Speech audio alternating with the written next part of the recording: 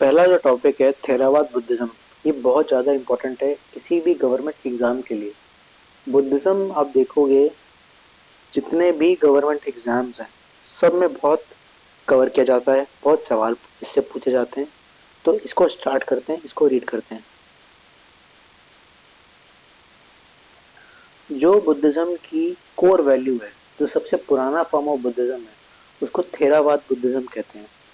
थेरावाद का मतलब है जो बड़ों के द्वारा बताई गई नॉलेज है, जो उनके द्वारा बताई गई शिक्षा है, जो गौतम बुद्ध की ओरिजिनल टीचिंग्स हैं, उसको थेरावाद बुद्धिज्म में माना जाता है। इनका ये मानना है जिसको लिबरेशन मिल गया, जिसको निर्वाणा मिल गया, वही उसका फाइनल गोल होता है। उसको अरहत कहते हैं। जैसे गौतम बुद्ध को अपनी इच्छाओं से मुक्ति मिल गई थी, बुद्धिज्म में निर्वाणा का मतलब क्या होता है? आपकी इच्छाओं का अंत होना। आप उस साइकिल से मुक्त हो चुके हो जब आपकी इच्छाएं ही नहीं है। तो जिसको ये स्टेट ऑब्टेन हो जाती है वो अरहत होता है। ये नहीं मानता कि सृष्टि जो है, ये दुनिया जो है भगवान ने बनाई है, ये नेचर के द्वारा बनाई गई चीज़ है दुनिया। इनका ये मानना है कि 4 नोबल ट्रुथ्स हैं, 4 सत्य बातें हैं। सबसे पहला, जिंदगी में दुख है। दूसरा, इस दुख का एक कारण है। तीसरा, ये दुख सॉल्व किया जा सकता है। कैसे? अगर आप ये अष्टांग मार्ग फॉलो करो, ये 8 बातें मानो, तो आप दुख सुख से मुक्त हो जाओगे। अब बुद्धिज्म में 3 चीज इंपॉर्टेंट होती है: गौतम बुद्ध, उनकी टीचिंग्स और संघ। संघ क्या होता है? जो भी मॉन्क्स और नन्स जो होते हैं, ये ग्रुप जो हो गया, जब समा बैठती है उसे संघ कहते हैं उसको। बुद्धिज्म की जो 3 मेन किताबें हैं, विनय पिटका, सुत्त पिटका और अभिधम्म पिटका, थेरावाद बुद्धिज्म इसको मानता है। अब यहाँ पर ना हम थेरावाद बुद्धिज्म और महायान बुद्धिज्म में डिफरेंस देख लेते हैं। जो नया फॉर्म ऑफ बुद्धिज्म था या जो चेंज्ड फॉर्म ऑफ बुद्धिज्म था, उसको महायान बुद्धिज्म कहते हैं उसको। देखो, गौतम बुद्ध के मरने के बाद जो उनकी टीचिंग्स थी वो लिखी गई थी। वो लिखी गई थी सुत्त पिटका में। जो भी मॉन्क्स और नन्स रहते हैं मोनेस्ट्री में, उनके लिए क्या कायदे कानून होते हैं, वो लिखे गए हैं विनय पिटका में। और जो भी फिलोसफिकल बातें हैं, जो टीचिंग्स हैं बुद्धिज्म की, वो लिखी जाती हैं अभिधम्म पिटका में। ठीक है। अब देखो, थेरावाद और महायान में फ़र्क क्या है? महायान जो है वो साउथ ईस्ट एशिया में ज़्यादा फॉलो किया जाता है, जैसे तिब्बत हो गया, कोरिया हो गया, जापान हो गया। और थेरावाद जो है या हीनयान जो है वो श्रीलंका, म्यांमार और इन सब एरियाज में प्रैक्टिस किया जाता है। ये वो फॉर्म ऑफ बुद्धिज्म है जो गौतम बुद्ध के जस्ट बाद प्रीच किया जाता था या जो प्रैक्टिस किया जाता था। थेरावाद का आइडियल गोल होता है अरहत बनना, कि किसी भी इंसान को खुद लिबरेशन पाना, निर्वाणा पाना। महायान में एम होता है बोधिसत्व बनना। अगर किसी इंसान को निर्वाणा मिल गया, अगर वो साइकिल ऑफ बर्थ और डेथ से मुक्ति खुद प्राप्त कर चुका है, तो बाकी लोगों की भी हेल्प करेगा, बाकी लोगों को एनलाइटनमेंट पाने में वो हेल्प करेगा। थेरावाद जो होता है, इसमें गौतम बुद्ध को सिर्फ एक टीचर मानता, भगवान नहीं मानता। मगर महायान बुद्धिज्म में जो है, गौतम बुद्ध को भगवान का दर्जा दिया गया था, उनकी मूर्ति पूजा होने लग गई थी। आप देखोगे हीनयान जो है, थेरावाद जो है, गौतम बुद्ध जी को सिंबल्स की फॉर्म में प्रैक्टिस करता है।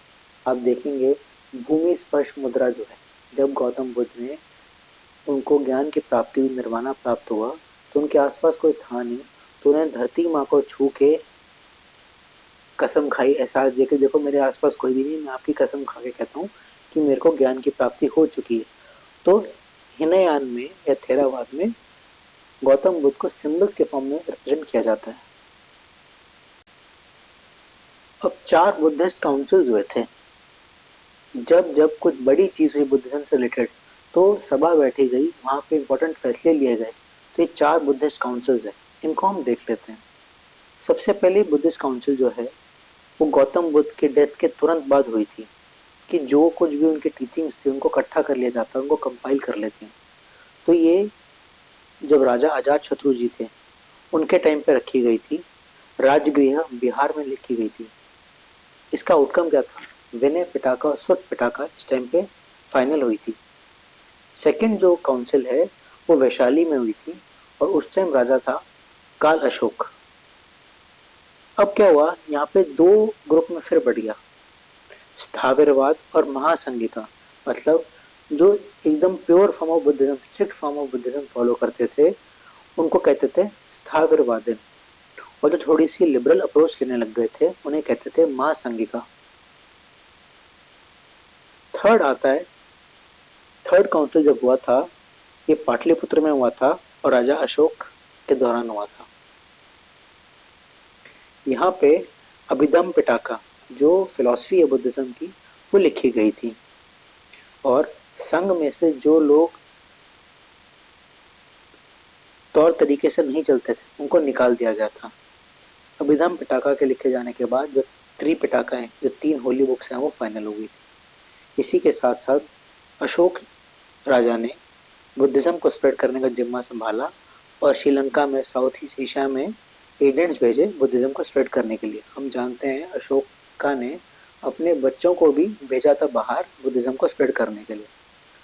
फोर्थ काउंसिल जो है वो कनिष्क राजा, कुशाना रूलर कनिष्का ने कश्मीर में रखा था। यहाँ पे क्लियर कट डिवीजन हो गया था बुद्धिज्म में, हीनयान और महायान में।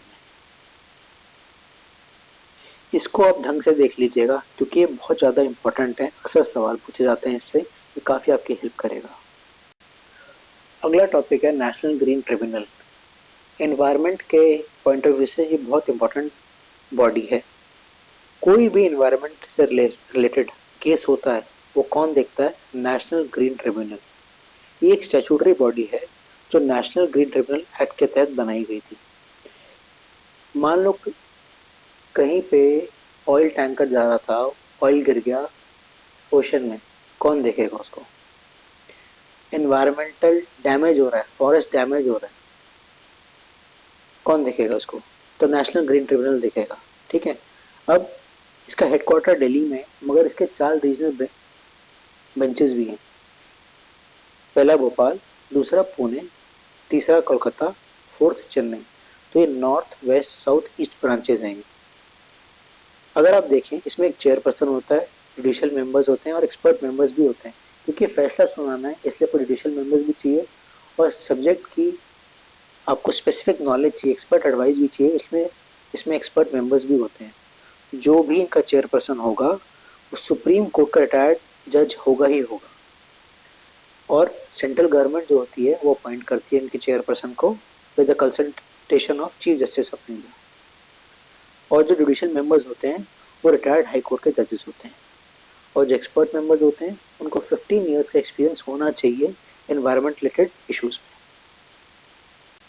अब देखो नेशनल ग्रीन ट्रिब्यूनल जो है वो सिविल प्रोसीजर कोड से अधीन नहीं है। मतलब जैसे कोर्ट की कार्यवाही चलती है जो उस हिसाब से नहीं चलता, ये नेचुरल जस्टिस पे चलता है। कि देखो कोर्ट का होता है आज तारीख लगेगी, केस आएगा, वो प्रोसीजर लंबा फॉलो होता है, काफ़ी ज़्यादा टाइम लगता है। ऐसा ना करने के लिए, फास्टर जस्टिस करने के लिए ये अपने तरीके से चल सकता है। ठीक है, ये किस चीज़ पे काम करता है? पहली बात तो पोल्यूटर पेज प्रिंसिपल, जो गंदा करेगा, जो पोल्यूशन करेगा उसको फाइन लगेगा ही लगेगा। दूसरा, फ्यूचर के लिए भी प्रिकॉशन लेकर चलना चाहिए। कोई ऑयल टैंकर लेके जा रहा है, क्या क्या दिक्कतें आ सकती हैं, तो उनके पास गाइडेंस रेडी होनी चाहिए। अगर कल को मान लो किसी भी कारण एक ऑयल टैंकर सड़क पे गिर जाता है तो क्या स्टेप्स उठाएगा वो, उसका स्टैंडर्ड ऑपरेटिंग प्रोसीजर रेडी होना चाहिए। और सस्टेनेबल डेवलपमेंट, ठीक है, किन किन केसेस के रिगार्डिंग लॉज को ये देख सकता है? पहली बात तो water prevention act, second air prevention act, फिर environmental protection act, forest conservation और biological diversity act. Wild life conservation act कोई देखता नहीं है, ये चीज़ इंपॉर्टेंट है, नोट करने लायक। आप ये देख लीजिएगा, अक्सर ये आपसे पूछा जाता है और पूछ भी सकते हैं, क्या वाइल्ड लाइफ कंजर्वेशन एक्ट या मान लो टाइगर से रिलेटेड हो गया, क्या वो नेशनल ग्रीन ट्रिब्यूनल देखता है? तो ये नहीं देखता है। तो जैसा कि अभी हमने नोट किया, वाइल्ड लाइफ प्रोटेक्शन एक्ट और जो फॉरेस्ट डवेलर्स के लिए एक्ट होता है वो ये नहीं देखता है, एनजीटी के जुरिस्डिक्शन से वो बाहर रहता है। ठीक है। और ये अपने आप भी कोई केस ले सकता है, ऐसा नहीं कोई कंप्लेंट रजिस्टर करेगा तभी ये काम करेगा। अगर इनको लगता है कहीं पे मिसहैपनिंग हुई है, कहीं पे इन्फॉर्मेशन इनको आती है, तो अपने आप ही एक्शन ले सकता है। अब ज्योग्राफी का टॉपिक है ला नीना। ये बहुत इंपॉर्टेंट टॉपिक है, एल नीनो ला नीना, क्योंकि ये दुनिया भर के क्लाइमेट को इफेक्ट करता है। आप अभी देखो दिल्ली में ठंड ज़्यादा है, या इंडिया में इस बार देखा जाए कि बारिश ज़्यादा हुई थी। इसका रीज़न क्या है?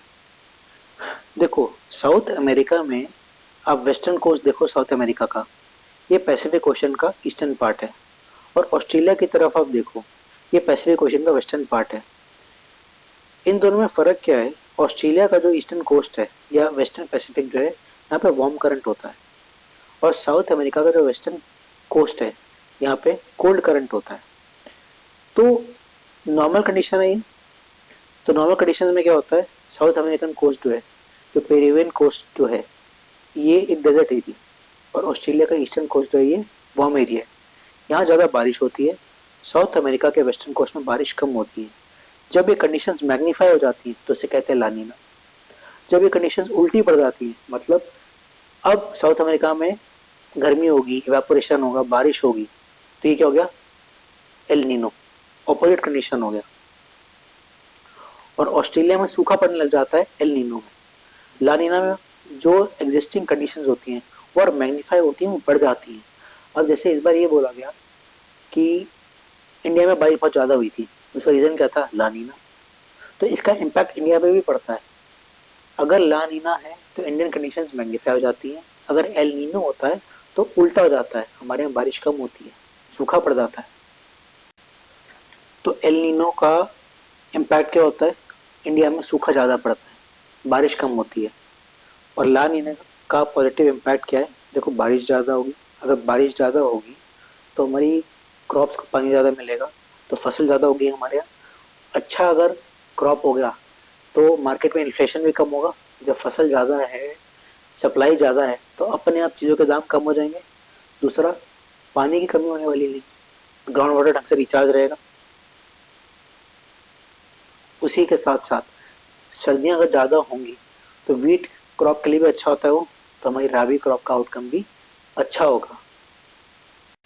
अब ला नीना का नेगेटिव इम्पैक्ट क्या होगा? देखो अगर बारिश ज़्यादा हो गई तो फ्लडिंग हो सकती है।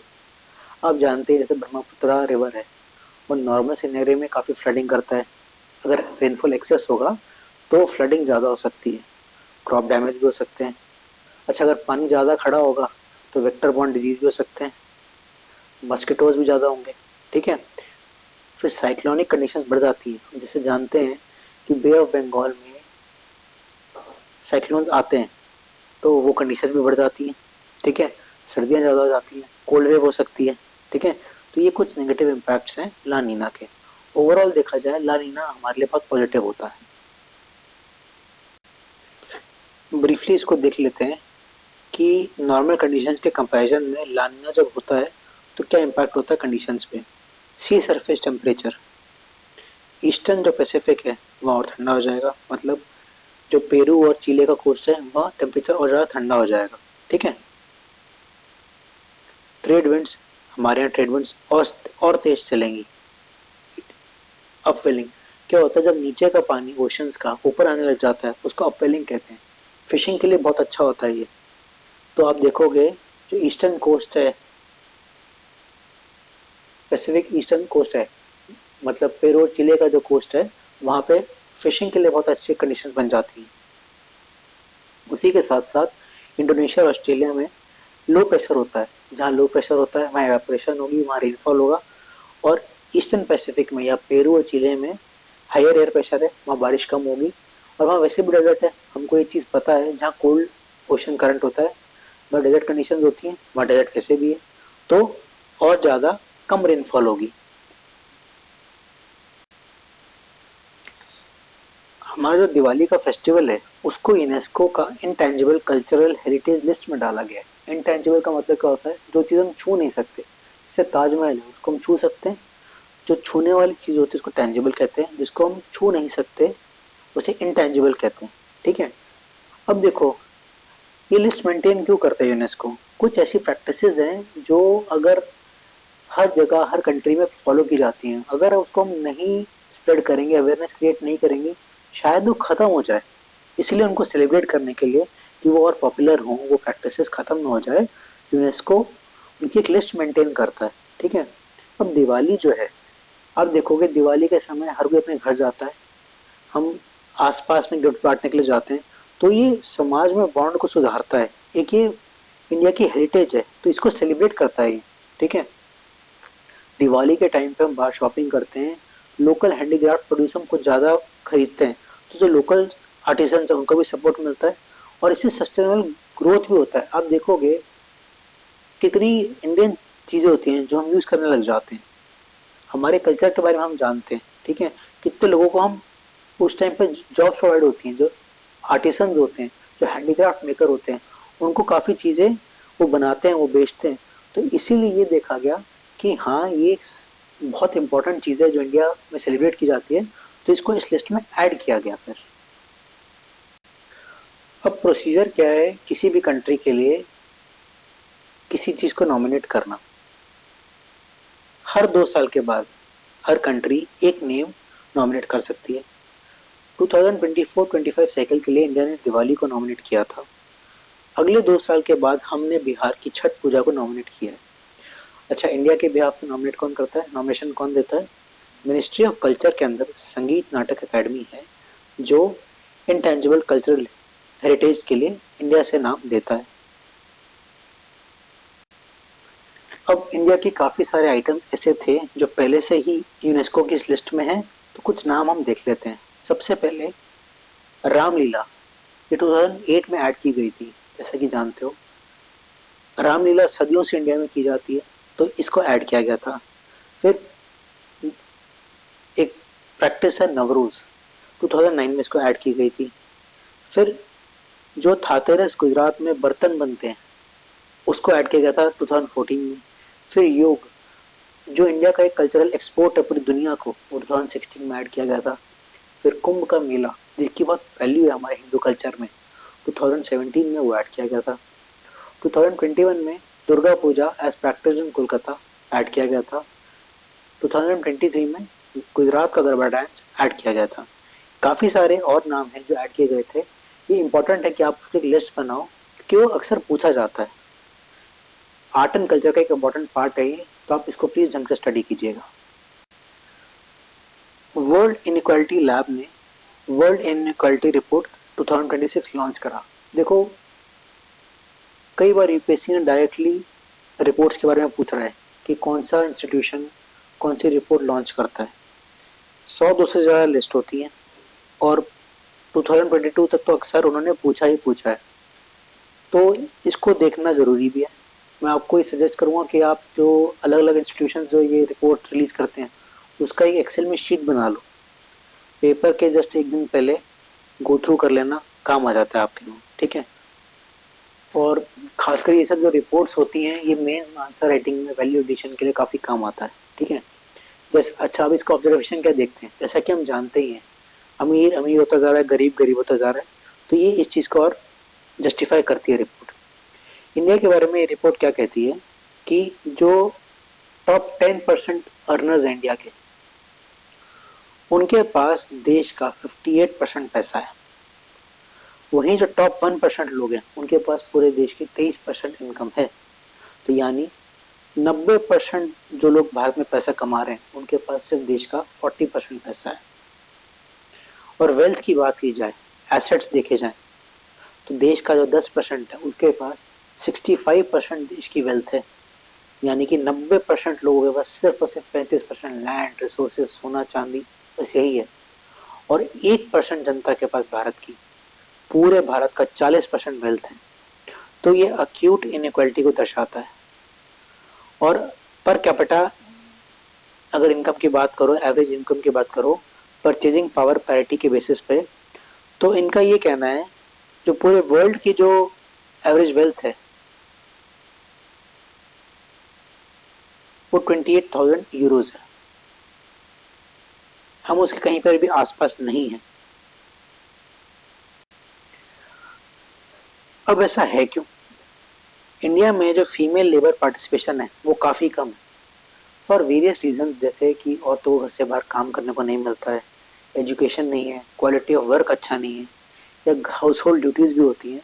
तो इंडिया का जो लेबर पार्टिसिपेशन है वो कम है। जब लोग ही कम काम करेंगे तो देश में पैसा भी कम ही आएगा। उसके बाद जो पे गैप है वो बहुत ज़्यादा है। मेल और फीमेल को सेम काम के लिए पैसा देखा गया बराबर नहीं मिलता है। हालांकि इक्वल वेजेस एक्ट के तहत ऐसा नहीं होना चाहिए, वेजेस बराबर होना चाहिए सेम काम के लिए, मेल और फीमेल के लिए, पर इंडिया में देखा गया ऐसा नहीं है। अच्छा, क्योंकि अब क्लाइमेट चेंज इम्पोर्टेंट टॉपिक हो चुका है तो अब उसका एस्पेक्ट देखते हैं। जो इंडिया का 50% जो पुअर लोग हैं उनका कार्बन एमिशन में से 3% रोल है। तो सबसे ज़्यादा क्लाइमेट चेंज होने की वजह से जो इफेक्ट होंगे उनका कंट्रीब्यूशन सिर्फ 3% है। तो ये बात भी गौर फरमाने वाली है। और जो टॉप 10% लोग हैं जिनके पास देश का 58% वेल्थ है उनका एमिशन 77% है। आने वाले समय में आप देखोगे क्लाइमेट चेंज होगा, एसीज और ज़्यादा चाहिए होंगे, कूलिंग फैसिलिटीज़ और चाहिए होंगी, उससे और एनवायरनमेंट इफेक्ट होगा। मार किसको पड़ेगी? आम जनता को, गरीब जनता को। अब ये क्या पॉलिसी रिकमेंडेशन देता है? टैक्सेशन बढ़ाया जाए, क्योंकि जो लोग ज़्यादा अमीर हैं वो अफोर्ड कर सकते हैं, पोल्यूशन भी वो ज़्यादा कर रहे हैं, क्लाइमेट को इम्पैक्ट वो ज़्यादा कर रहे हैं, तो उनसे टैक्सेशन बढ़ाया जाए। उसके बाद एजुकेशन, न्यूट्रिशन, चाइल्ड केयर ज़्यादा दिया जाए। इंडिया की 65% जनता जो है वो वर्किंग पॉपुलेशन है। अगर हमें इनको स्किल्ड नहीं बनाया तो आने वाले 10-15 सालों के बाद ये पॉपुलेशन ओल्ड पॉपुलेशन होगी, डिपेंडेंट पॉपुलेशन होगी, जो हम पे बहुत ज़्यादा बर्डन बन सकता है। नेक्स्ट, सरकार को वो स्कीम्स निकालनी चाहिए जिससे अनएम्प्लॉयमेंट के बेनिफिट दिए जाएं, कैश ट्रांसफर दिए जाएं लोगों को। भले ही सरकार ने बहुत सारी स्कीम्स निकाली हैं जिसमें लोग अपना बिजनेस खुद स्टार्ट कर सकते हैं, जैसे मुद्रा स्कीम हो गया या आजीविका स्कीम हो गया, तो ऐसी सच स्कीम्स को और बढ़ाना चाहिए। उसके बाद मान लो कोई परिवार में बीमार पड़ गया, गरीब खानदान में कोई बीमार पड़ गया, तो ऐसी फंड्स कम होते हैं तो सारा पैसा उसके इलाज में लग जाता है।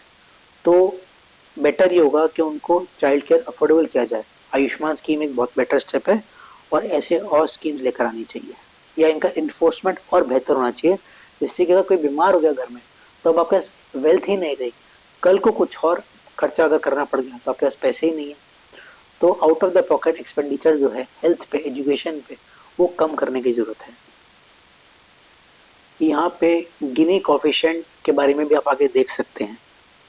ये रिकमेंडेड है कि आप इनक्वालिटी, इनकम इनक्वालिटी पढ़िएगा, गिनी कोफिशिएंट देखिएगा और क्या क्या कर्व इससे रिलेटेड है इनक्वालिटी से, आप वो स्टडी कर सकते हैं।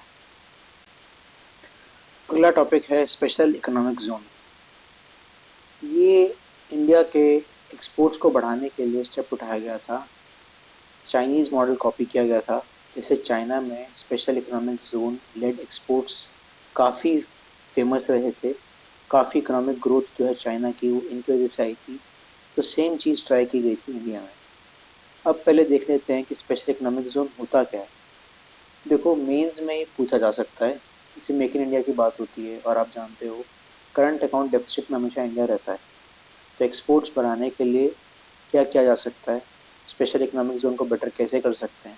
दूसरी बात, मैन्युफैक्चरिंग सेक्टर जो है इंडिया का वो काफ़ी, आप देखोगे स्टैगनेंट है, स्थिर रहा है हमेशा से। तो मैन्युफैक्चरिंग सेक्टर को पुश देने के लिए भी ये बहुत ज़्यादा ज़रूरी है। अब स्पेशल इकोनॉमिक जोन होता क्या है? ये एक वो एरिया, ऐसा स्पेशली वेल डिफाइंड एरिया होता है जिसका काम सिर्फ और सिर्फ एक्सपोर्ट करना है। जो लॉज होते हैं गवर्नमेंट के वो यहाँ पे काफ़ी रिलैक्स किए जाते हैं। जो प्रोसीजर फॉलो किया जाता है वो काफ़ी रिलैक्स फॉलो किया जाता है। जो सरकार से परमिशन चाहिए होती है वो काफ़ी जल्दी मिल जाती है यहाँ पे, ठीक है। जो भी कंपनी स्पेशल इकोनॉमिक जोन में ऑपरेट करती है उनको फ़ायदा क्या है? सबसे पहला पैसे का बेनिफिट, फिस्कल बेनिफिट। 15 साल तक उनको पूरा टैक्स नहीं देना पड़ता है। पूरा टैक्स का मतलब है शुरू के 5 साल में आपको 100% टैक्स रिबेट है, नेक्स्ट 5 ईयर्स में 50%, अगले 5 साल में फिर जो बचा उसका 50%। तो आप देखोगे 15 साल तक आप काफ़ी टैक्स की सेविंग कर सकते हो। उसके बाद जो इनडायरेक्ट टैक्स है, जैसे कस्टम्स ड्यूटी हुई, सेंट्रल एक्साइज ड्यूटी हुई, वो सब आपको नहीं देना पड़ता है। अब जो भी कंपनी स्पेशल इकोनॉमिक जोन में काम करती है, अगर वो इंडिया के किसी स्टेट में माल बेचती है तो वो एक्सपोर्ट माना जाता है। मगर वो अगर इंडिया के किसी और स्टेट से सामान डोमेस्टिक प्रोडक्ट लेती है तो वो इम्पोर्ट नहीं माना जाता, मतलब वो ड्यूटी फ्री ही माना जाता है, उसको उस पर कोई टैक्स नहीं लगता है। आप समझ रहे हो बात? जैसे मान लो कोई स्पेशल इकोनॉमिक जोन है गुजरात में, उसको रॉ मटेरियल चाहिए हरियाणा से, तो वो माना तो जाएगा इम्पोर्ट, मगर उस पर कोई ड्यूटी नहीं लगेगी। हो सकता है वही कमोडिटी अगर मैं किसी भी और कंट्री से इंपोर्ट करूँगा, उस पर इम्पोर्ट ड्यूटी लगती हो, मगर अगर स्पेशल इकोनॉमिक जोन में कोई चीज़ बन रही है तो किसी बाकी स्टेट की, इंडिया के किसी स्टेट से अगर वो सामान इम्पोर्ट करती है, उस पर इम्पोर्ट ड्यूटी नहीं लगेगी। मगर यहाँ दूसरी बात भी है, अगर वो हरियाणा को माल बेचता है तो एक्सपोर्ट में काउंट होता है। काफ़ी अजीब बात है वैसे। उसके बाद सिंगल विंडो क्लियरेंस, अगर अलग अलग गवर्नमेंट बॉडीज से रेगुलेशन साइन करवानी है, अप्रूवल लेना है, तो सबके पास अलग अलग जाने के लिए ज़रूरत नहीं है। आपको सिंगल आप एप्लीकेशन फाइल करोगे, आपको एक बारी में क्लियरेंस मिलेगा आपको। और अगर बाहर किसी कंट्री से आपको पैसे बोरो करने हैं तो उसकी भी लिमिट ज़्यादा होती है, जिसको एक्सटर्नल कमर्शियल बोरिंग कहते हैं, उसकी भी लिमिट ज़्यादा है। अब बेनिफिट्स तो इतने सारे दे रखे हैं कंपनीज को जो स्पेशल इकोनॉमिक जोन में ऑपरेट करते हैं, तो फिर सक्सेसफुल क्यों नहीं रहे? पहला रीज़न देखो, ये देखा गया है धीरे धीरे करके ना, सरकार जो मैन्युफैक्चरिंग को दिया करती थी, सरकार ने वो धीरे धीरे करके वो कम कर दिया उनको। तो अगर कोई कंपनी स्पेशल इकोनॉमिक जोन में प्रोड्यूस करे या रेस्ट ऑफ द इंडिया में प्रोड्यूस करे, कुछ खास फर्क आता नहीं। उसके बाद इतनी बार चेंजेस आ चुके पॉलिसी में कि किसी कंपनी के लिए भी ना वो प्लानिंग कर पाना ठीक नहीं होता है। हर कंपनी को ये चाहिए होता है कि पॉलिसी में अनसर्टेनिटी नहीं चाहिए होती है। तो यहाँ पे ना काफ़ी ज़्यादा पॉलिसीज़ में चेंज आता रहा है। उसके बाद जो एक्सपोर्टर्स हैं उनको इतनी फ्रीडम मिली नहीं, जो ऑपरेशनली वो जो फ्रीडम चाहते हैं वो यहाँ पे मिल नहीं पाए। और अब आप देखोगे स्पेशल इकोनॉमिक जोन का जो कंसेप्ट है वो सिर्फ इंडिया में तो नहीं, बाकी कंट्रीज़ में भी है। जैसे वियतनाम है, काफ़ी सारा एक्सपोर्ट जो चाइना किया करता था, आजकल वो दूसरी कंट्रीज़ में जा रहा है। उसमें से वियतनाम एक कंट्री है जो चाइना को धीरे धीरे सब्सिट्यूट की तरह आ रहा है कुछ प्रोडक्ट्स के लिए। तो वहाँ पर भी तो अब देखा जाए वो हमसे बेटर परफॉर्म कर रहे हैं, उनके स्पेशल इकोनॉमिक जोन हमसे बेटर परफॉर्म कर रहे हैं। तो हमारे जो स्पेशल इकोनॉमिक जोन्स हैं वो उनसे कम्पीट नहीं कर पा रहे। नेक्स्ट है इन्वेस्टमेंट। जैसे अभी रिसेंट सिनेरियो में बात करें, इंडिया में फॉरेन डायरेक्ट इन्वेस्टमेंट जो है वो कम है, तो जब इन्वेस्टर्स ही कम है, अब देखो R&D मतलब नई चीज़ अगर आप देखो इंडिया में क्या बनाई जाती है, हमारा वैसे रिसर्च एंड डेवलपमेंट में जो एक्सपेंडिचर है काफ़ी कम है, शायद 2.5% के अराउंड। तो अगर बाहर के लोग यहाँ पे पैसा लगाएं और R&D में पैसा लगाएं तो बेहतर है, हम नया प्रोडक्ट बनाएं। वो ऐसा कुछ हो नहीं पा रहा। तो इसीलिए देखा गया है बहुत सारे कंपनीज जो हैं वो स्पेशल इकोनॉमिक जोन में बंद कर चुकी हैं। It has not been successful. उसी के साथ साथ इंडिया में ना बहुत ज़्यादा स्पेशल इकोनॉमिक जोन डिक्लेयर कर दी है। देखो बेनिफिट्स तो काफ़ी हैं, हर स्टेट चाहती है कि एक्सपोर्ट होए, मैन्युफैक्चरिंग बढ़े। अगर आप इतने सारे SEZ बना दोगे तो too much of anything is bad. 4-5 हो और उन्हीं पर ज़्यादा ध्यान दिया जाए वो बेटर है। बहुत सारे SEZ हैं, नहीं हो पाता है, और वो इंडिया के केस में सक्सेसफुल रहा भी नहीं। अब क्या स्टेप्स उठाए जा सकते हैं इसको बेटर करने के लिए कि SEZ जो परफॉर्म करें?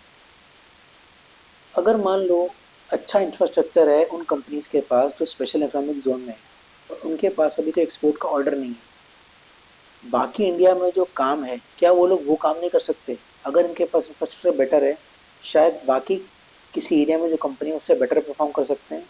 तो वो कंपनीज ऑर्डर लेके SEZ की जो कंपनी है उनको काम दे दें। इसे कहते हैं रिवर्स जॉब वर्क। ये अलाउ कर देना चाहिए कि जो SEZ में कंपनीज हैं उनका इंफ्रास्ट्रक्चर वेस्ट जा रहा है, वो इंडिया में बाकी कंपनी से काम उठा के कर दें, क्योंकि उनकी लेबर भी अंडर यूटिलाइज जा रही है और कैपिटल वेस्ट भी हो रहा है उनका। हम ये मानते हैं कि उनको रॉ मटेरियल भी सस्ता मिल रहा है, लेबर लॉस भी फ़ायदे हैं, तो कहीं ना कहीं जो कॉस्ट ऑफ प्रोडक्शन है उन कंपनीज़ का जो SEZ में वो बाकी एरिया में जो कंपनीज हैं उनसे बेटर ही होगा, तो क्यों ना काम उनसे करवा लें। नेक्स्ट है, गवर्नमेंट अभी SEZ को, जो एग्जिस्टिंग बिल है SEZ एक्ट, उसको रिप्लेस करके लाएगी SEZ अमेंडमेंट बिल। वो काफ़ी फ्लेक्सिबिलिटी लाएगा। और दूसरा क्या होता है, देखो मल्टी मॉडल प्रोजेक्ट्स होते हैं कि उसी हब में SEZ के अंदर ही जो सप्लाई चेन में जो भी डिमांड है, अगर वो सारे के सारे आइटम एक ही जगह पर मिल जाए तो वो काम के प्रोडक्शन काफ़ी सुधार सकता है, कॉस्ट ऑफ प्रोडक्शन कम कर सकता है, तो उस पर ध्यान ज़्यादा देना चाहिए। नेक्स्ट है बाबा कल्याणी कमेटी की रिपोर्ट।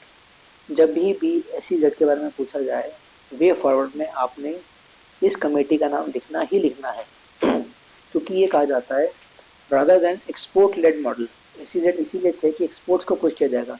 आप इनको ऐसे हब्स बनाओ जहाँ एम्प्लॉयमेंट ज़्यादा जनरेट हो, शायद ये हमारे लिए बेटर हो सकता है। हमारे पास वर्कफोर्स बहुत ज़्यादा है, प्राइमरी सेक्टर से हम एक्सेस वर्कफोर्स जो है मैन्युफैक्चरिंग में लेकर आ सकते हैं, तो कैसे ज़्यादा एम्प्लॉयमेंट जनरेट किया जाए, शायद SEZ को एक्सपोर्ट लेड मॉडल के ज़्यादा प्रोडक्शन लेड मॉडल पर जाना चाहिए।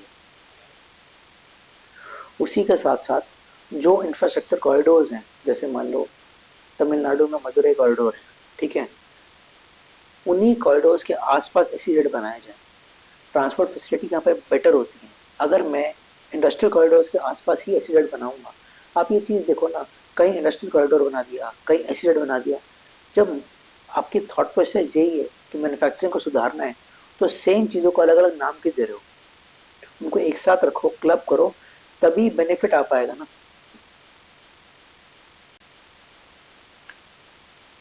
ये न्यूज़ काफ़ी इंटरेस्टिंग है। ऑस्ट्रेलिया में 16 ईयर्स से कम के बच्चों के लिए जो भी सोशल मीडिया है उस पर बैन लगा दिया। फेसबुक, इंस्टाग्राम, स्नैपचैट, जितने भी सोशल मीडिया साइट्स हैं, अब इन पे छोटे बच्चे अपना अकाउंट नहीं बना सकते हैं। और कोई भी अगर लूप होल निकाल के वो लोग यूज़ करते हैं तो ये इन कंपनीज की गलती मानी जाएगी। जैसे अभी क्या है, इंडिया में ये पेरेंट्स की ड्यूटी बनती है कि देखें क्या बच्चे जो हैं इन साइट्स को यूज़ कर रहे हैं कि नहीं कर रहे हैं। हालांकि इन साइट्स पर पहले से भी लिखा होता है कि अंडर 16 यूज़ नहीं कर सकते, अगर फिर भी बच्चे यूज़ करते हैं और कोई कंट्रोल नहीं है उस पर, आप फेसबुक को, इंस्टाग्राम को, स्नैपचैट को उसके लिए अकाउंटेबल होल्ड नहीं कर सकते हो। ये पेरेंट्स के ऊपर होता है। इसीलिए ऑस्ट्रेलिया ने बोला है कि अब ये जितना भी कंट्रोल है ये इन्हीं कंपनीज के ऊपर आएगा। इनको देखना है कि किसी भी तरीके से if by any way kids are using the social media sites, ये इन्हीं कंपनियों की प्रॉब्लम होगी। मगर ये करना क्यों पड़ा, कि ऐसी क्या प्रॉब्लम हो रही थी, ये देख लेते हैं। देखो इसमें फ़ायदा क्या हो रहा है पेरेंट्स और सोसाइटी का। आप देखते हो पहले बड़े बड़े वीडियोस होते थे, आजकल रील्स होते हैं, तो हर 10 सेकंड 15 सेकंड के बाद एक नया वीडियो, तो जो अटेंशन स्पैन है ना वो काफ़ी ज़्यादा कम हो चुका है। और इतना ज़्यादा डिफरेंट टाइप ऑफ चीज़ें बच्चों को देखने को मिलती हैं। जो कोर फोकस है ना कि 18-19 ईयर्स तक आप अपनी पढ़ाई पे ध्यान दोगे, अपने करियर को ध्यान दोगे, उससे ज़्यादा वो बाहर की दुनिया एक्सप्लोर करने में लगे पड़े, तो वो उस पर मेंटल टोल काफ़ी होता है। किसी ने अगर नई गाड़ी के साथ वीडियो डाल दी तो उस बच्चे पे भी प्रेशर है। आपको 14-15 साल के, आप गाड़ी भी खरीद नहीं सकते, मगर आप में एक अर्ज उठती है कि मैं वो गाड़ी में बैठ के फ़ोटो खिंचवानी है या मुझे रील बनानी है ऐसी कोई, वो चीज़ ख़राब है। दूसरा क्या है, ऑनलाइन हेट काफ़ी मिलता है। आप देखोगे बुलिंग काफ़ी होती है। अब पता तो चल नहीं रहा कौन आपके बारे में ख़राब बोल रहा है, अच्छा बोल रहा है। या डॉक्टर्ड वीडियोस होते हैं, एआई के द्वारा, एआई का यूज़ करके आप ख़राब वीडियोस बना सकते हो, किसी की भी मॉर्फ कर सकते हो वीडियोस, उसका काफ़ी ट्रोल होता है।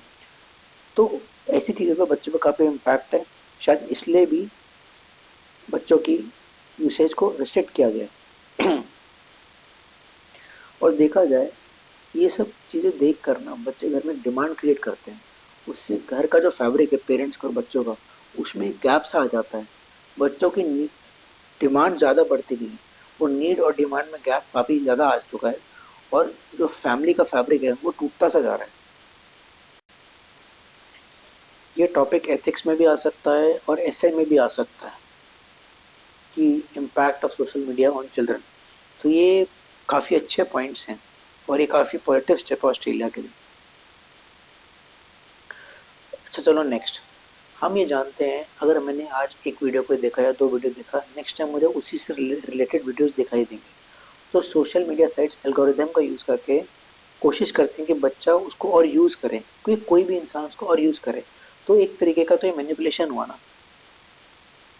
तो आप देखोगे छोटे से छोटे बच्चे आजकल वायलेंस करने लग गए हैं। जैसे एक 8th क्लास के बच्चे ने अपने टीचर को मार दिया, तो वो स्ट्रेंथ आई कहाँ से, वो रेडिकलाइजेशन आया कहाँ से? तो ये सब चीज़ों का भी बच्चों पर प्रभाव पड़ा है। ठीक है, अब देखो इसका एस्पेक्ट ये देखा जाता है कि ना ये बैन कल्चर की तरफ ज़्यादा जा रहा है। अगर हम किसी चीज़ को बैन कर देते हैं ना, तो कोई ना कोई लूपहोल तो निकाल ही लेते हो, और जब आप किसी चीज़ को बैन कर देते हो ना, तब उस चीज़ को करने का और ज़्यादा मन करने लग जाता है। और ऐसा तो है नहीं आप एल्गोरिदम की पावर बंद कर दोगे। नेक्स्ट है, अगर आप बैन लगा रहे हो कुछ सोशल मीडिया साइट्स पे, तो नई सोशल मीडिया साइट्स आ जाएंगी, फेक अकाउंट बन जाएंगे। कोई भी आपसे ये चेक तो नहीं कर रहा है कि आपने 18 का बोला, आप 18 के हो, वो कैसे चेक करोगे आप? तो अगर आप आधार के थ्रू लिंक कर दोगे, तो आधार का जो डेटा है, प्राइवेसी डाटा है, वो इन प्राइवेट कंपनीज के पास आ जाएगा। एक और चीज़ है, हो सकता है कोई इंसान घर में अकेला हो, अपने फ्रेंड से बात नहीं कर पाता हो, या पेरेंट घर की सिचुएशन ऐसी है अपनी बात नहीं बोल पाता हो, ऑनलाइन किसी साइट पे उसको फेस टू फेस बात नहीं करने, वो उसको फ्रेंड्स बन सकते हैं, वो अपनी बात शेयर कर सकता हो, तो वहाँ सपोर्ट मिल सकता है। तो वहाँ जो अच्छी बात है सोशल मीडिया की, अब देखो कि जो ओल्ड लोग होते हैं वो भी काफ़ी सोशल मीडिया यूज़ करते हैं, तो उनको अपनी बात को एक्सप्रेस करने का मौका मिल जाता है। तो वो एक टूल था सोशल मीडिया, जो अपना लोनलीनेस दूर करने के लिए या अपनी बात कहनी हो आपको, वो मिल सकता था। ये भी देखा जाएगा इंडिया में क्या स्टेप उठाया जाता है इस पर, मगर जैसे मलेशिया, डेनमार्क और फ्रांस है, यहाँ पर भी लेजिस्लेशन इस पर बनने वाला है।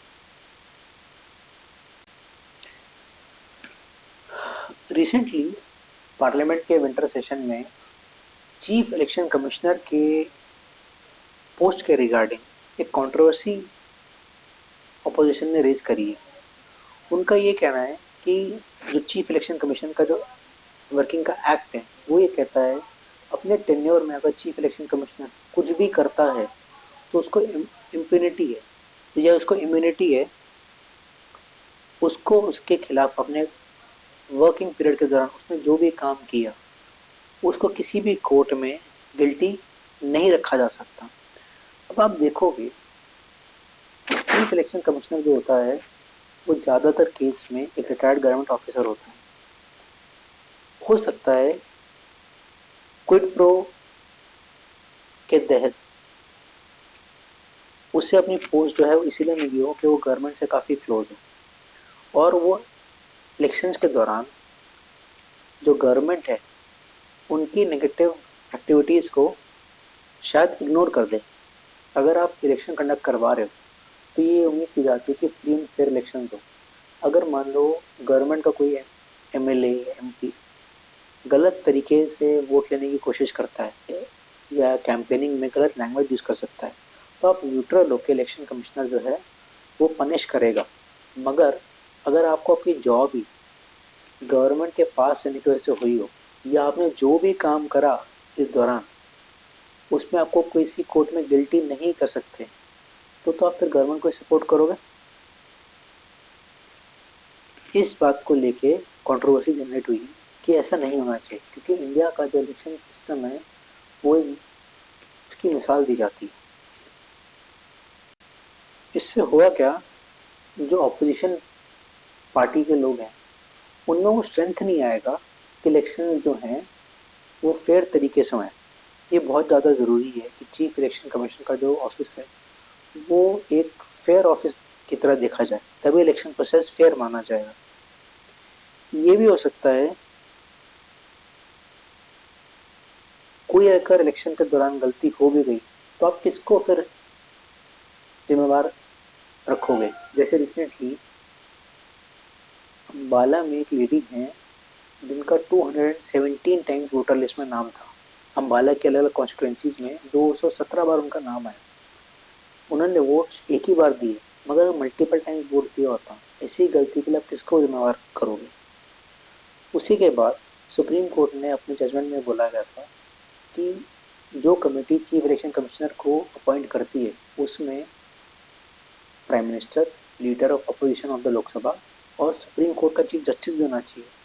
आप देखोगे इसमें जुडिशरी, लेजिस्लेचर, एग्जीक्यूटिव तीनों हैं। तो ये इंश्योर करता है जो चीफ इलेक्शन कमिश्नर है वो न्यूट्रल हो। मगर गवर्नमेंट ने इसको चेंज कर दिया था।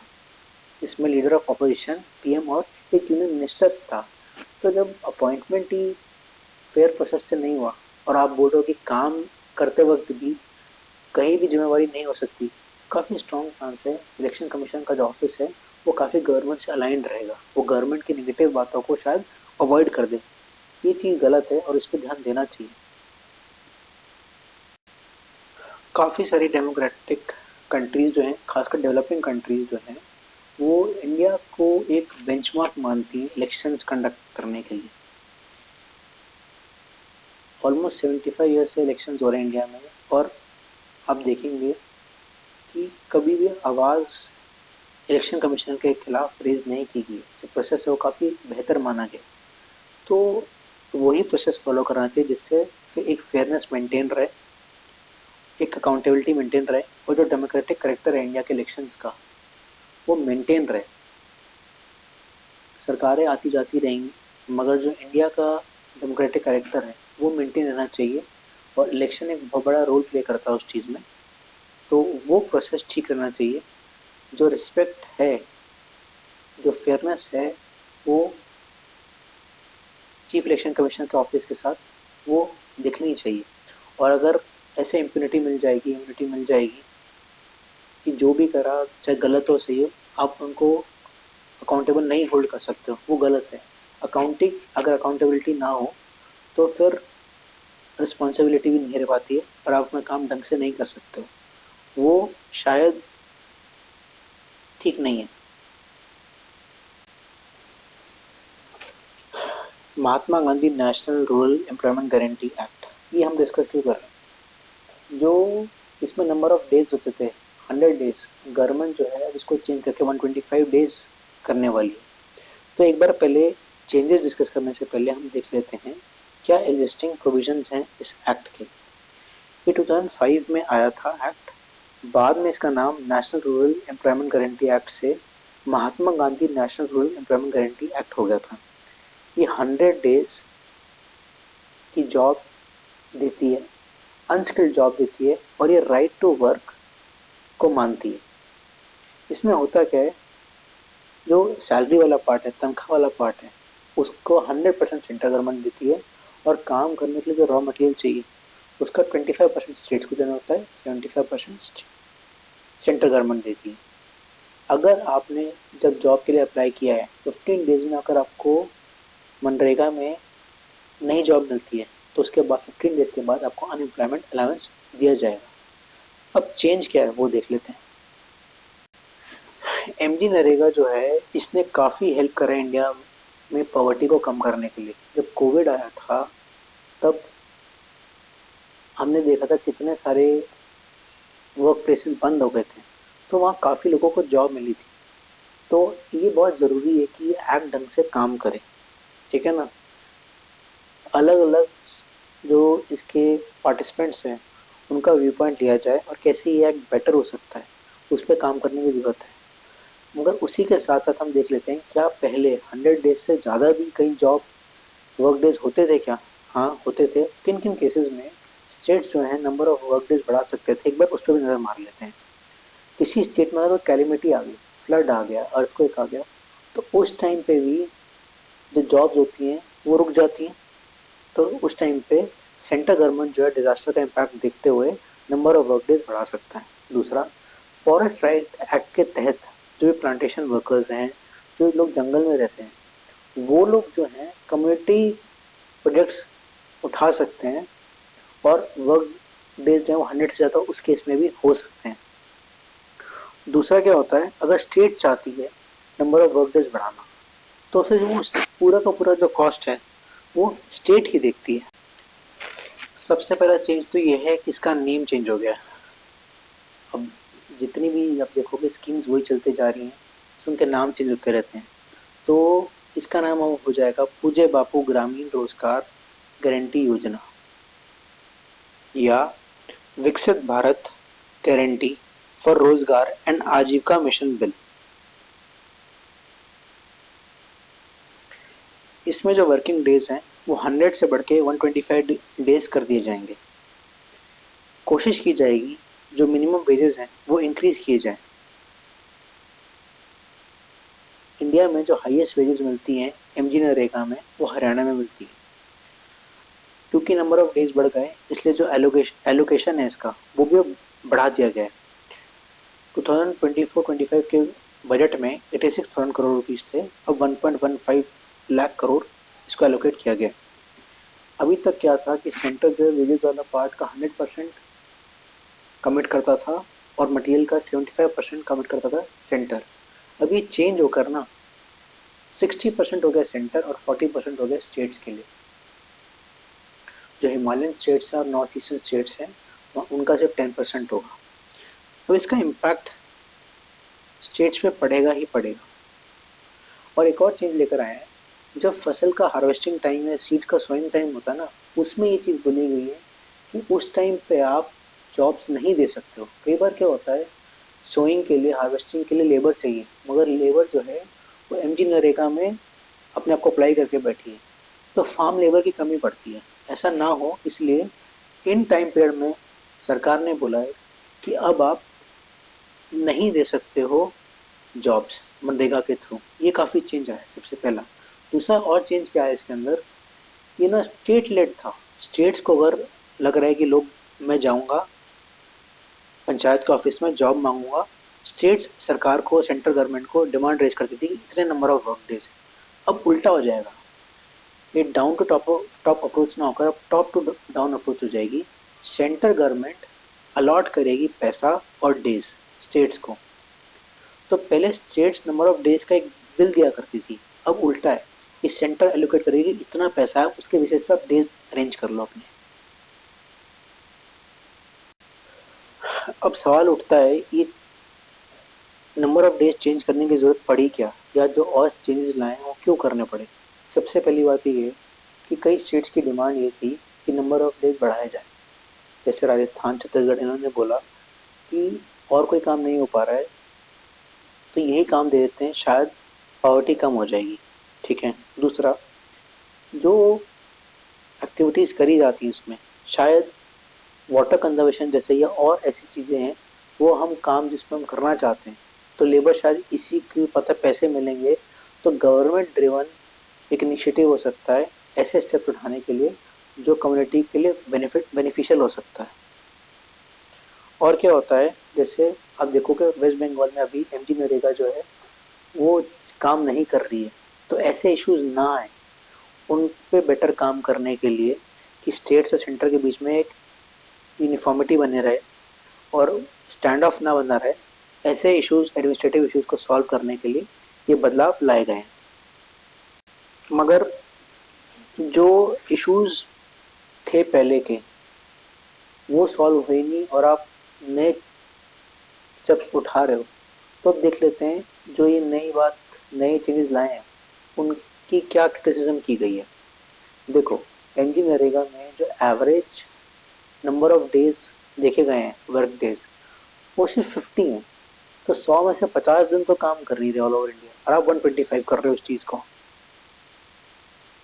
पहला। दूसरा, आधार बेस्ड पेमेंट सिस्टम, जो भी वर्कर होता है उसके थंबनेल जो होते हैं, आप देखोगे जिसको फिंगरप्रिंट है उसका, वो कुछ सालों के बाद चेंज हो जाता है। हार्डवर्क इतना ज़्यादा है, फिजिकल लेबर ज़्यादा है, तो उनके जब आधार बेस्ड पेमेंट सिस्टम पर उनका थंब मैच नहीं करता तो उनको पैसे नहीं मिल पाते।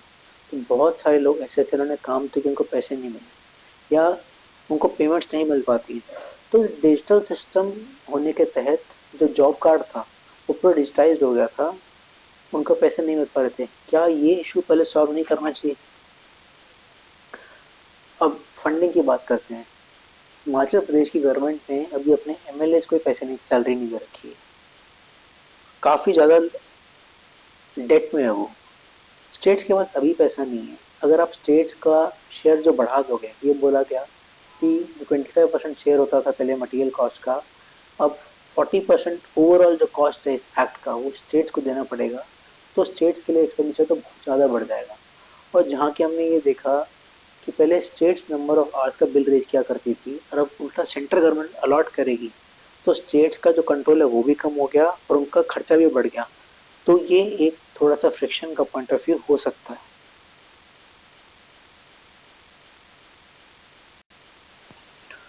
इकोनॉमिक्स के कोर टर्म इन्फ्लेशन को हम डिस्कस कर लेते हैं। इससे पहले कि हम इसको जानना शुरू करें, एक बार आप ये पिक्चर्स देखिए।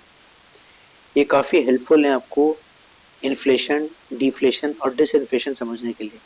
अक्सर जो है हम डिसइन्फ्लेशन और डिफ्लेशन में एक कन्फ्यूजन क्रिएट कर लेते हैं। देखो, यहाँ इन्फ्लेशन आप देखोगे ये धीरे धीरे बढ़ रहा है। जब प्राइसेस ऑफ गुड्स धीरे धीरे बढ़ते हैं तो इसे इन्फ्लेशन कहते हैं। जब महंगाई तो है मगर उसका रेट धीरे धीरे घट रहा है, आप देखोगे डिसइन्फ्लेशन में ऐसा नहीं है कि महंगाई बिल्कुल नहीं है, महंगाई है मगर घट रही है, डिक्रीजिंग ट्रेंड में है, तो ये डिसइन्फ्लेशन है। डिफ्लेशन क्या होता है? जब नेगेटिव में महंगाई चल जाती है ना, तो उसे डिफ्लेशन कहते हैं। तो डिसइन्फ्लेशन और डिफ्लेशन में फ़र्क क्या है? डिसइन्फ्लेशन में जो महंगाई है वो अभी भी पॉजिटिव है, मोर देन ज़ीरो है, मगर डिफ्लेशन में क्या है, वो ज़ीरो, -1, -2 ये ट्रेंड पकड़ रखा है उसने। तो देखो इन्फ्लेशन होता क्या है? और general increase in the price of goods and services is called inflation. Simple layman भाषा में, आम भाषा में, इन्फ्लेशन मतलब महंगाई। जब चीज़ों के दाम बढ़ जाते हैं उसको इन्फ्लेशन कहते हैं, महंगाई कहते हैं। अगर चीज़ें महंगी हो रही हैं, इन्फ्लेशन बढ़ रहा है, इसका मतलब हमारी जेब में जो पैसा है उसकी क्षमता घट रही है चीज़ों को खरीदने के लिए। अगर मेरी जेब में 100 रुपये थे और 1 किलो घी 100 रुपये का था, आज अगर वो घी 110 रुपये का हो गया मगर मेरी जेब में तो 100 रुपये ही हैं, तो वो घी मैं परचेज नहीं कर पाऊँगा। The money in my pocket cannot buy me that packet of ghee. Deflation ये इसका उल्टा है। मान लो जो घी का वो पैकेट था अब वो 100 रुपीज़ की जगह 90 रुपीज़ का हो गया, तो मेरे पॉकेट में जो पैसा है उसकी परचेजिंग पावर बढ़ जाएगी, मेरी जो क्षमता है उस पैसे की, वो खरीदने की क्षमता बढ़ जाएगी। तो डिफ्लेशन क्या होता है? Decrease in prices year on year basis पे। एक साल पहले 100 था, एक साल बाद 90 हो गया, तो चीज़ों का घटना। ठीक है, तो मेरा बेस ईयर क्या, बेस रेट देखोगे वो 100 था, 100 से ये 90 चला गया तो -10 चला गया, क्योंकि ये माइनस के टेरिटरी में चला गया, नेगेटिव चला गया। ये होता है डिफ्लेशन। डिसइन्फ्लेशन, अब जैसे घी का दाम था 100 से 110 गया, अब नेक्स्ट ईयर 110 की जगह 108 हो गया, तो 2 रुपीज़ कम हुआ। अगर 100 के कंटेक्स्ट में देखा जाए अभी भी 8 रुपये ज़्यादा है, तो 110 से 108 आया, गिरा तो सही मगर अभी भी 100 से ज़्यादा है।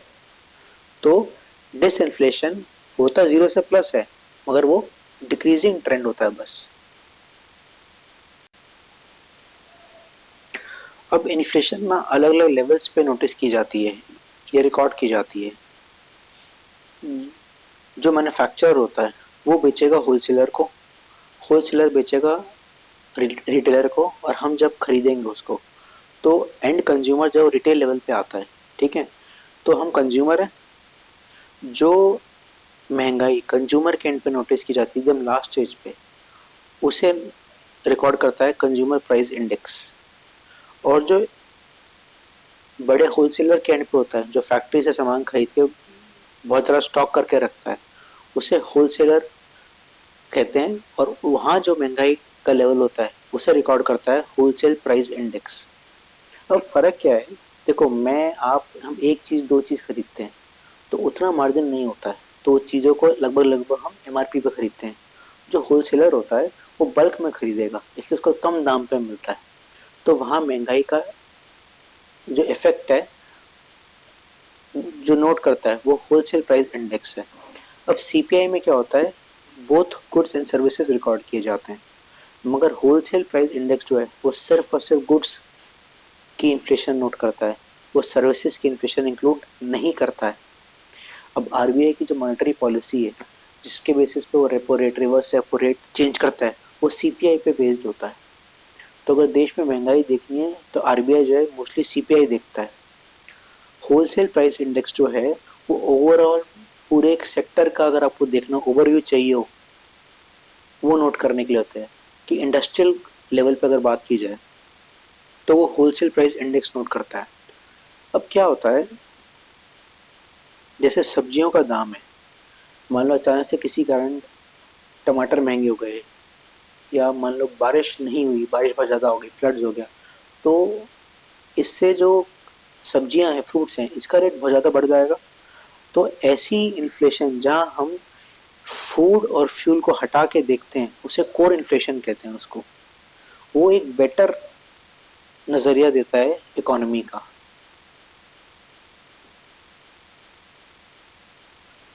क्योंकि जो कोर अगर आप देखोगे फूड और फ्यूल एनर्जी है, ये तो काफ़ी ना देखा जाएगा कि डिमांड साइड जो है, कि मतलब हमारी जो डिमांड एक्चुअल कितनी है, अगर आपको वो देखनी हो, वो इनको हटा कर ही पता चल सकती है आपको। क्योंकि अगर बाढ़ आ गई, उसकी वजह से दाम बढ़ गया, वो डिमांड इंडिकेटर नहीं है। तो कोर इन्फ्लेशन क्या होता है, अगर सीपीआई में हम फूड और फ्यूल एनर्जी हटा दें, उसे कोर इन्फ्लेशन कहते हैं। यहीं पे एक और टर्म डिस्कस कर लेते हैं, गोल्डी लॉक जोन। जैसे अभी आरबीआई के गवर्नर ने कहा कि इंडियन इकोनॉमी जो है वो गोल्डी लॉक जोन में चल रही है। इसका मतलब क्या होता है, इंडिया का ग्रोथ रेट अभी काफ़ी ज़्यादा है, 7.5%, 8% है, और इन्फ्लेशन जो आप देखोगे अभी है वो 0.7 के करीब है। तो जो गैप है वो लगभग ग्रोथ रेट माइनस इन्फ्लेशन का जो गैप है वो लगभग 7%, 6.5% है। वो बहुत अच्छा ग्रोथ रेट है। तो इसे गोल्डी लॉक जोन कहते हैं। जनरली देखा गया है आरबीआई का मैंडेट क्या है, उसको इन्फ्लेशन 4 to 6% की रेंज में रखना है, +-2, मतलब 2 से 6 के अराउंड रखना है। तो अगर इंडियन इकोनॉमी 7% से ग्रो कर रही है और इन्फ्लेशन 4% है, तो रियल ग्रोथ जो है वो 3% होगा। मगर अभी जो रियल ग्रोथ है वो लगभग 5.5-6% की है, बहुत ज़्यादा होता है वो। तो इसको गोल्डी लॉक जोन कहते हैं उसको। अब कंपोनेंट्स क्या क्या होते हैं सीपीआई के। देखो सीपीआई में अलग अलग टाइप का होता है, एग्रीकल्चर लेबर हो गया, रूरल हो गया, अर्बन हो गया। तो हम ऑल इंडिया लेवल वाले सीपीआई के डिस्कस कर लेते हैं। ये 299 आइटम्स का बास्केट होता है। इसमें क्या क्या चीज़ें इंक्लूड होती हैं एक बार वो देख लेते हैं। फूड और बेवरेजेस, मतलब कॉफ़ी, टी, ड्रिंकिंग वाली जो चीज़ें हैं वो, मिल्क। फ्यूल हो गया, हाउसिंग फैसिलिटीज़ हो गई, क्लोथिंग, फुटवेयर और एजुकेशन, हेल्थ, ये सब नोट किया जाता है इसके अंदर। एक नया ट्रेड इनिशिएटिव स्टार्ट किया है अमेरिका ने, पैक्स सिलिका इनिशिएटिव। जैसे कि आप जानते हो सिलिका जो होता है वो इलेक्ट्रॉनिक व्हीकल्स में, कंप्यूटर्स में, सेमीकंडक्टर्स में यूज़ किया जाता है। एक क्रिटिकल मिनरल है।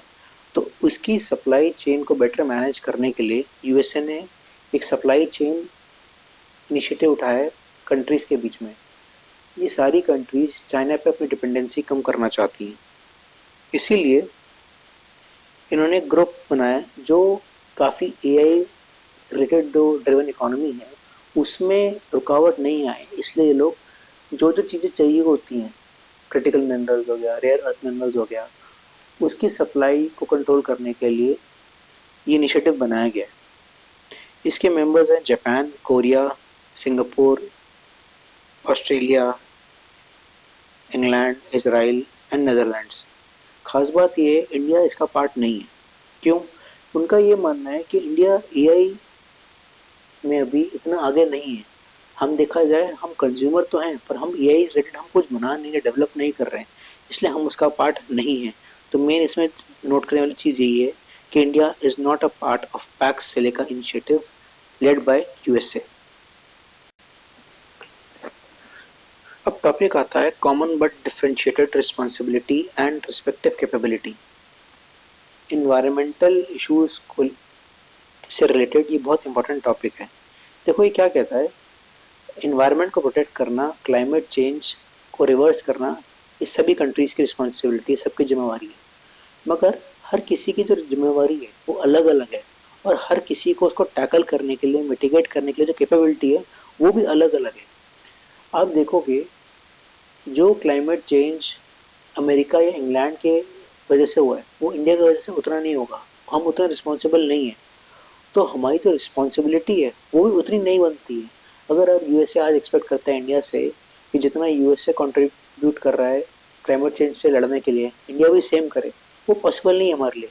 जिसने जितना ज़्यादा पोल्यूशन करा है वो उतना जिम्मेवार होना चाहिए ना। इसी के साथ साथ नया कंसेप्ट ये निकला है कि कैपेबिलिटी भी देखी जाए। अगर मैं मालदीव्स को हम बोलें जाके कि आप भी उतना कंट्रीब्यूट करो, उसकी कैपेबिलिटी नहीं है इतनी। तो जिसने जितना पोल्यूट करा है, डैमेज किया, वो भी देखा जाए, वो ज़्यादा लायबल है। फर्स्ट, सेकंड, कैपेबिलिटी भी देखी जाए। तो एनवायरमेंटल चेंज या उससे टैकल करने की जो भी नेगोशिएशंस होती हैं, उसमें डेवलपिंग कंट्रीज इस कंसेप्ट को लेके काफ़ी रेज करती हैं डिमांड अपनी कि यूएसए को और या इंग्लैंड को इस चीज़ को नज़र रखनी चाहिए कि अगर क्लाइमेट चेंज से लड़ने के लिए अगर फंड बनता है तो वहाँ पे सब इक्वली कंट्रीब्यूट नहीं कर सकते, कैपेबिलिटी देखी जाए। जो इंडस्ट्रियलाइज नेशंस हैं उनकी ज़्यादा रिस्पॉन्सिबिलिटी है ग्रीन हाउस गैसेस से टैकल करने के लिए, क्योंकि वही मेन कंट्रीब्यूटर थे इस चीज़ के लिए। अब क्या ये क्राइटेरिया जो भी इन्वायरमेंटल मीटिंग्स हुई हैं या इन्वायरमेंटल प्रोटोकॉल सेट हुए हैं उनमें कभी यूज़ किया है? हाँ, जैसे क्योटो प्रोटोकॉल है, उसमें डेवलप्ड कंट्रीज़ और डेवलपिंग कंट्रीज़ के अलग अलग रिस्पॉन्सिबिलिटीज़ थी। जैसे कि क्योटो प्रोटोकॉल में जो NX1 कंट्रीज़ थी, डेवलप कंट्रीज़ थी, उनको पहले बोला गया था कि उन पर बाइंडिंग ज़्यादा है क्लोरोफ्लोरोकार्बन्स का एमिशन कम करना। जो NX1 कंट्रीज़ नहीं थी, जैसे इंडिया, उनको नहीं था कि एक पर्टिकुलर टाइम फ्रेम तक उनको ग्रीन हाउस गैसेस को कम करना है। तो ये मानता था कि रिस्पॉन्सिबिलिटी जो है अलग अलग है। पेरिस एग्रीमेंट में भी ये बात देखी गई थी कि हर कंट्री जो है वो नेशनली डिटरमाइंड कंट्रीब्यूशन बताएगा कि कैसे हम एनवायरनमेंट को 1.5 डिग्री 2 डिग्री तक लिमिट करेंगे। उसमें हर जो कंट्री है ना, वो अपनी प्रेजेंट सिनेरियो को और अपनी कैपेबिलिटी को देखते हुए वो डिटरमाइन करेगा कि हम क्या इसे कंट्रीब्यूट कर सकते हैं ग्लोबल टेम्परेचर को लिमिट करने के लिए। सबके लिए एक सेम अप्रोच नहीं हो सकती है, तो इसलिए पेरिस एग्रीमेंट भी इस चीज़ को मानता है। फिर क्लाइमेट फाइनेंस में भी चीज़ देखी गई कि डेवलप कंट्रीज़ और डेवलपिंग कंट्रीज़ इक्वली कंट्रीब्यूट नहीं करेंगे। या जब अगर हम ये बोल दें कि हर कोई जो है कंट्री जो है अपनी जीडीपी का 3% कंट्रीब्यूट करेगा, अब यूएसए का 3% कुछ और होगा और इंग्लैंड का या मालदीव्स का या सोमालिया का 3% अलग होगा। तो वहाँ पर भी ये चीज़ देखी गई कि कैपेबिलिटी भी डिफाइन करेगी और रिस्पॉन्सिबिलिटी भी डिफाइन करेगी।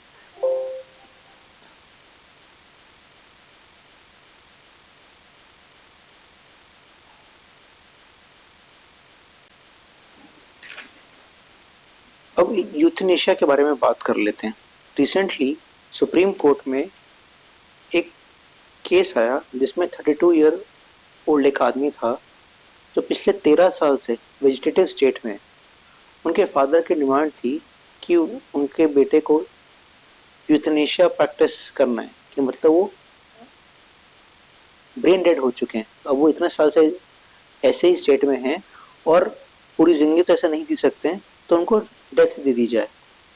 तो एक बार देख लेते हैं यूथनेशिया होता क्या है। देखो, यूथनेशिया का मतलब होता है किसी भी इंसान की लाइफ ख़त्म कर देना।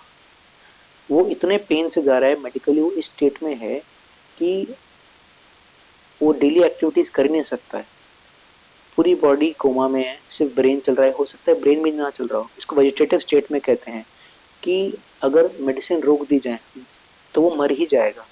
अब इंडिया में क्या है, लीगली राइट टू डेथ है नहीं।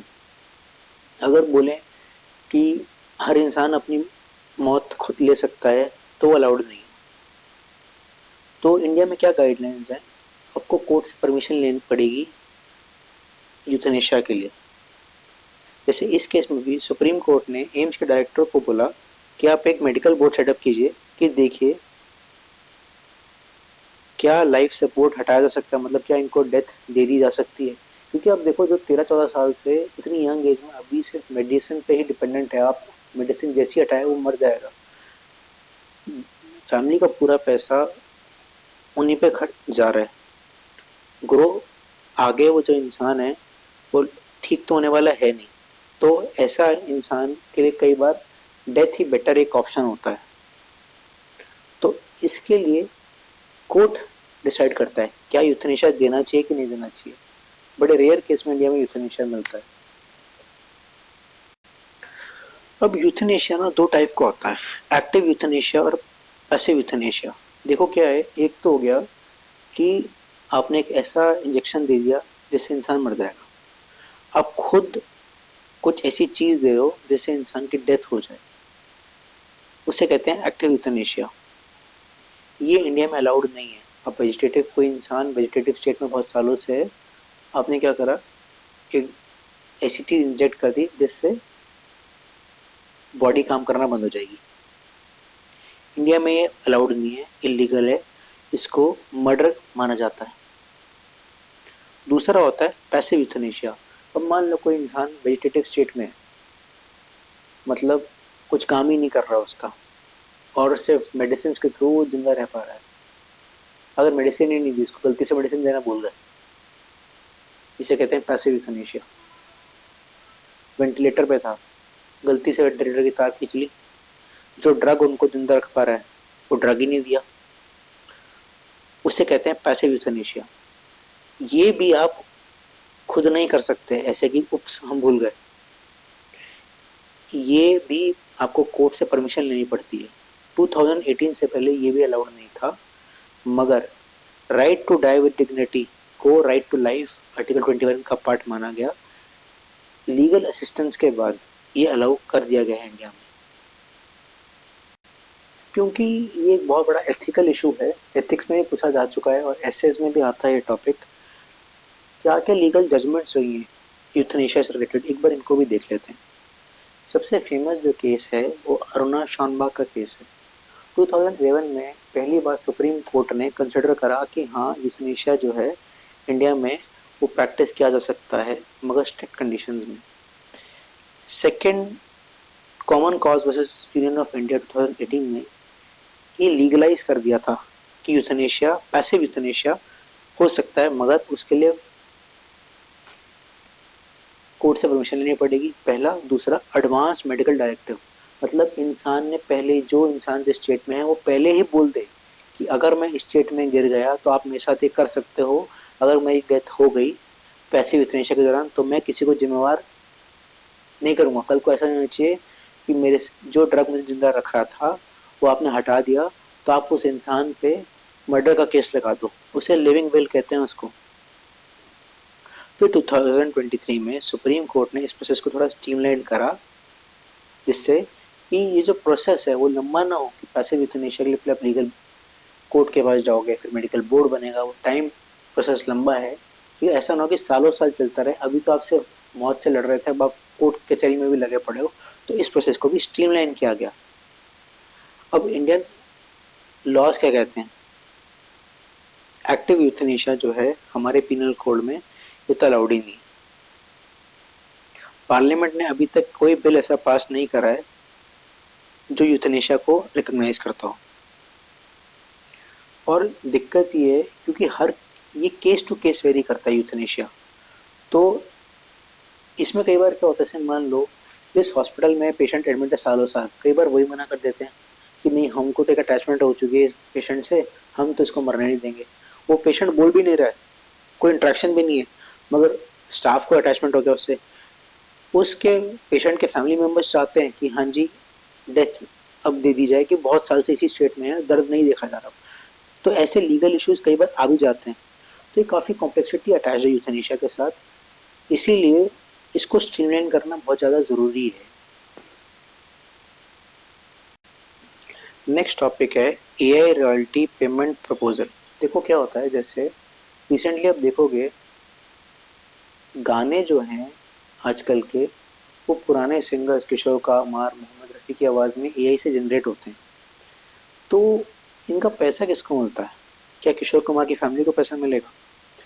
अगर चैट जीपीटी, गूगल जेमिनी, ये सब जो हैं किसी कंटेंट क्रिएटर का डेटा यूज़ करके रिजल्ट जनरेट कर रहे हैं, तो जिस इंसान ने वो कंटेंट बनाया था क्या उसको पैसे मिलेंगे क्या?